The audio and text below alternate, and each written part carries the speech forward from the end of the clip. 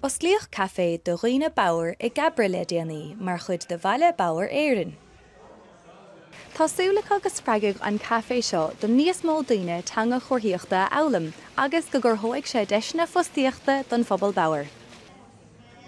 Cruthaíonn an cafe spás sóisialta don Phobal Bauer, inar féad le tacht le chéile agus imeachtaí ireachtáil.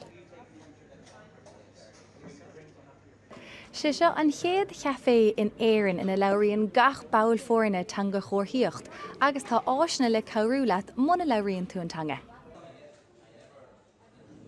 Tá scáil an tail gach bord inar féad leat focail agus nachanna I dteanga chorthaíochta eolalam, más má leat córa a dhéanamh le duine nó ordú a dhéanamh sa cafe.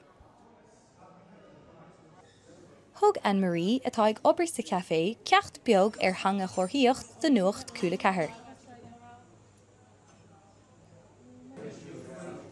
Ifre hain, latte. Ifre dó, cappuccino. Ifre trí, té. Ifre chathair, café. Deir sí go bhfuil sí agsúil le buaile le lucht féachna nuacht cúla chathair sa cafe. Aislíonn go na bháin nuacht cúla chathair baile ó clia.